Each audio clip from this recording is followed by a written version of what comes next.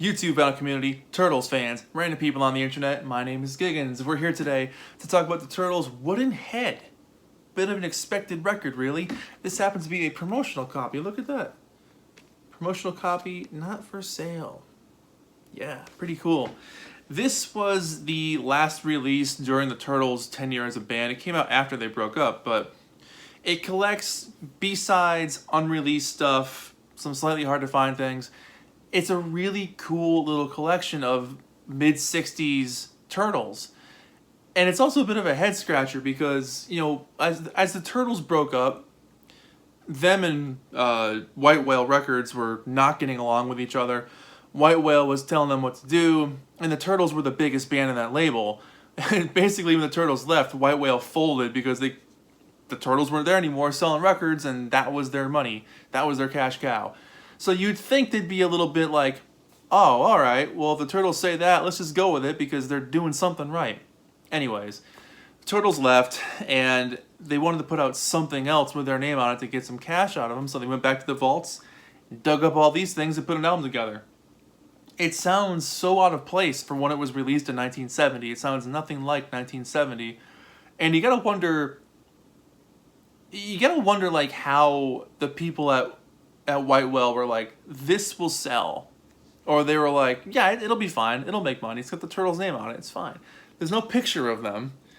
It's a bizarre little release, just in terms of like understanding it of its time, Anyways, the first song, I Can't Stop, is a great little song. It's a cheery, bright song with an infectious sing-along chorus. It should have been a massive hit. Like, if this had been a single, it should have been on the radio without a doubt. It's got all the great makings of a pop song. She'll Come Back is the next track on here, and I really like the curious little riff on this thing. It's super catchy. The background vocals are almost spooky with how, like, mournfully they're kind of delivered. A song of longing and try not to worry, even though you really are worrying. Really, really nice little song. Getaway is the next track on here, and the hi-hat and bass shuffle on this one is fantastic. Great little jammer, fun drums, just a groovy little song. Wrong from the Start, harmonica solo on this acoustic lead track sounds almost like the Kinks, like a little bit like 1966, 67 Kinks.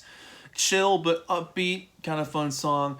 And then side one ends with I Get Out of Breath, and this is an absolute classic. I mean, the emotion on this one is fantastic. The build-up to the chorus is wonderful. This should have been a massive hit as well. So this one and I Can't Stop should have definitely been hits. Side 2 begins with We'll Meet Again. Really nice piano-led song with big, bright, shimmering vocals. Just a happy, peppy song was super memorable. It's a lot of fun. The title basically sets up the idea of the song, so you kind of know what you're getting into with a song with that kind of title. But track 2 is On a Summer's Day, a dreary song that creates a gloomy atmosphere. It gets the point across, that's for sure. Come Back, sort of your typical 60s, please come back to me girl kind of song. Doesn't really stand out, but it's nice to have on the album. And then Say Girl, this one feels very B-sidey. It's good, but not a super strong song, in my opinion. Slightly predictable, but in a positive way. I mean, I like the fuzzy guitar solo on it, but it definitely sounds like something that you would just kind of hear on the radio and go, oh yeah, it's a nice 60s song. Tie Me Down, sounds kind of like the Monkees, a bit of a different energy on this one. It's kind of a more confident track. So after the last couple of songs that were like, yeah, pretty good, I like the confidence that this one brings back. It's a nice song about not being tied down. And then the last song, which is not featured on the back cover, shows Tie Me Down as the last track. The last track's actually Wandering Kind. Really good original song on this one. Definitely has that early Turtles classic feel. That definitely, early 20s, figuring out the world kind of mentality. Really chill vocals, great guitar work. I love that song. As for the record itself, here it is. It's funny how the label has Wooden Head as one word, whereas on the record jacket it's 2 words. So again, quality control, I have no idea. This is the promo copy, so maybe they fixed that in the actual copies.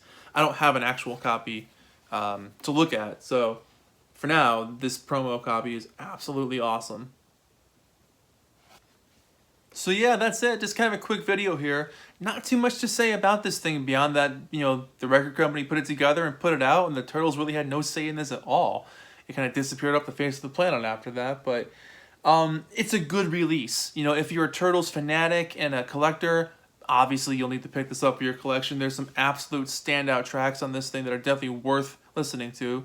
You know, if you're a casual Turtles fan, it might not grab you that much. The greatest hits are probably going to do it for you, but definitely a very cool release and a band that I feel has definitely gotten a little bit forgotten about in the 50 years since they were a group, beyond Happy Together and It Ain't Me, Babe, and a couple of songs. They had some humongous singles, but as far as the albums go, a little forgotten about.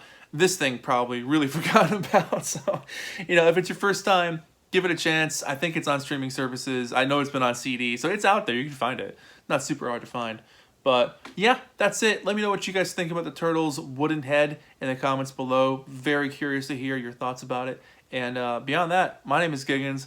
This thing's going to get probably a 7 out of 10, maybe a 6 or a 7 out of 10. It's not my favorite thing by them, but it's nice to have in the collection because there's a couple of songs that are absolutely essential to being a Turtles fan, I would say. So that's it. Thank you so much for watching. I'll see you guys in the next video. Take care of yourselves. Bye-bye.